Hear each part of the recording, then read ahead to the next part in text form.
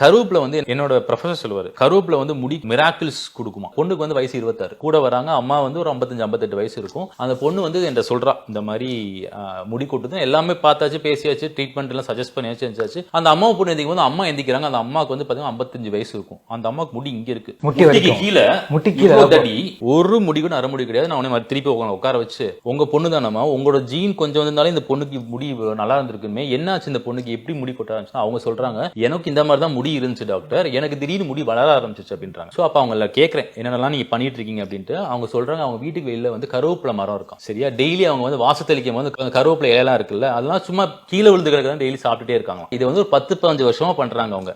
என் பிள்ளைங்களுக்கு கொடுத்தா சாப்பிட மாட்டேன் டாக்டர், நான் சாப்பிடுறேன். சாப்பிட ஆரம்பிச்சதா என்னன்னு தெரியல, எனக்கே தெரியல, அவங்களுக்கும் தெரியல, எனக்கும் கன்ஃபார்ம்ல தெரியல அதான்ட்டு. ஆனா இவ்வளவு முடி இருக்கு அவங்களுக்கு, வெறும் கருவேப்பிலை தான், அவங்க எந்த ட்ரீட்மெண்ட்டும் எடுக்கல, எதுவுமே பண்ணல. சோ அப்ப என் ப்ரொஃபசர் சொன்னது ஞாபகம் வந்துச்சு, ஒருவேளை கருவேப்பிலை சாப்பிட்றதுனால இவ்வளவு முடி வளர்ந்துருக்குமோ அப்படின்ட்டு.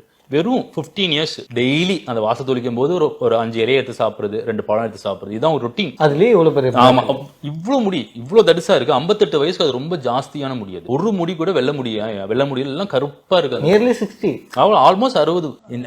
அவங்களோட 20 வயசுல கூட உங்களுக்கு அந்த அளவுக்கு முடியலையா, இப்பதான் இவ்வளவு முடி வளர்ந்துருக்குன்றாங்க. ஸோ அப்போ என் ப்ரொஃபசர் சொன்னது ஞாபகம் வச்சு, ஒருவேளை கருவேப்பிலை வந்து இந்த மாதிரிலாம் ரிசல்ட் கொடுத்துருக்குமோ அப்படிங்கிறது வந்து எனக்கு ஒரு டவுட்டா இருந்துச்சு. அப்போ வந்து என்னன்னா, அப்போ இன்னொரு நான் டாக்டர்கிட்ட பேசினேன், ஆயுர்வேதிக் டாக்டர்ஸ்ட்ட பேசினேன். கருவேப்பிலை எந்த அளவுக்கு சாப்பிடலாம்னா, கருவேப்பிலை மட்டும் பார்த்தீங்கன்னா டெய்லி வந்து ஒரு 5-6 இல்லை மேக்ஸிமம் 10 இலைக்கு மேலே சாப்பிடக்கூடாது. அது வந்து அதிகப்படியாக சாப்பிடும்போது ரத்தம் ஊறாயிர ப்ராப்பர்ட்டிஸை வந்து ஆல்டர் பண்ணுது போல. அதனால கருவேப்பிலை ஜூஸா அடிச்சு யாரையும் குடிக்க சொல்லாதீங்க அப்படின்னு அந்த டாக்டர் சொன்னார், நேச்சுரோபதி டாக்டர் சொல்லும்போது சொன்னார். ஸோ நீங்க உங்க பேஷண்ட் சஜஸ்ட் பண்ணுங்க டாக்டர், ஜூஸா மட்டும் அடிச்சு குடிக்க சொல்லாதீங்க, மிஞ்சி போனா ஒரு நாளைக்கு ஒரு 10 இலையை பச்சையா சாப்பிட சொல்லுங்க, ஒரு நாள் கூட சாப்பிட சொல்லுங்க அப்படின்னு சொல்லுவார் அவர். ஸோ அதனால என்னோட பேஷண்ட்ஸ் எல்லாருக்கும் அப்புறம் சஜஸ்ட் பண்ண ஆரம்பிச்சிட்டேன் நானுமே, நீங்க கருவேப்பிலை சாப்பிடுங்க, ஒருவேளை அது வந்து ஹெல்ப்ஃபுல்லா இருக்குமோ அப்படின்னு நான் சொல்ல ஆரம்பிச்சிட்டேன். ஒரு சில பேஷண்ட்ஸ் ரெகுலரா ஃபாலோ பண்றவங்க இருக்காங்க. ஸோ அந்த அம்மா பார்த்ததுக்கு அப்புறம் தான் நான் வந்து முடிவு பண்ணேன், உணவுல வந்து ஒரு சின்ன கருவேப்பிலையே இவ்வளவு சேஞ்சஸ் ப்ரொடியூஸ் பண்ணுதான், அப்ப நம்ம உணவுல எத்தனை விஷயங்களை மாற்றம் பண்ணா முடி நம்மளுக்கு ஆரோக்கியமா இருக்கும் அப்படிங்கிறது தெரிய வந்துச்சு. அதனால கீரை வகைகள், கருவேப்பிலை எல்லாருக்கும் பேஷண்ட் சஜஸ்ட் பண்ணிடுவேன், அந்த ப்ரொவைட் இந்த குவான்டிட்டி தான்.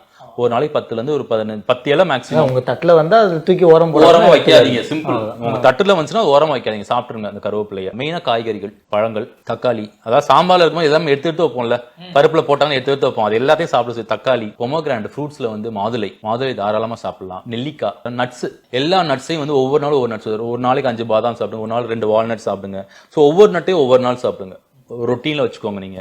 ஸோ இந்த மாதிரியான விஷயங்கள் எல்லாமே நம்ம ஆரோக்கியமா ஃபாலோ பண்ணும்போது நிறைய ரிசல்ட்ஸ் இருக்கு நம்மளுக்கு. ஆனா இது வந்து பாத்தீங்கன்னா இன்னைக்கு சாப்பிட்டு நாளைக்கு ரிசல்ட்ஸ் இருக்குமானா கண்டிப்பா கிடையாது. இதை நீங்க வருடக்கணக்கா பண்ணிக்கிட்டே இருக்கு. நீங்க ஒரு கிட்டத்தட்ட பாத்தீங்கன்னா ஒரு வருஷத்துக்கு நீங்க ரெகுலரா ஃபாலோ பண்ண கண்டிப்பா சேஞ்சஸ் தெரிய ஆரம்பிச்சு. ஏன்னா இதுவே ஒரு மருந்து தானே, உணவே மருந்து. அப்ப இதை நீங்க மருந்தா சாப்பிடும் போது மருந்து கூடிய எஃபெக்ட் இருக்கதான் செய்யும் உடம்புல.